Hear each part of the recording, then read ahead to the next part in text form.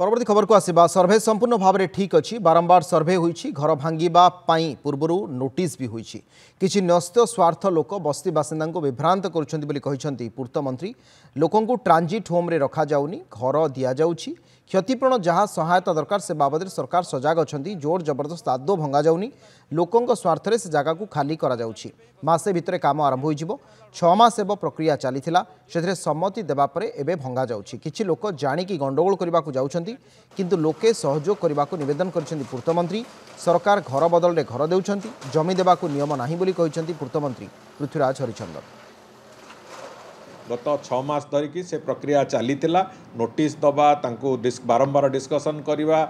जो माने तांको सुकौतिले जो नेता माने तांको सहित भी आलोचना करवा सबु दिग को बीएमसी तरफरु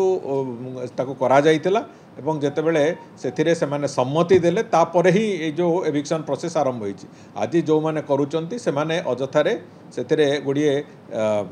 इंड्यूस्ड गंडगोल परिवार प्रक्रिया को जाउचंती तेणुकरी मु भाबुची से भलिया कोनोसी कथा न करिकी सहयोग करंतु।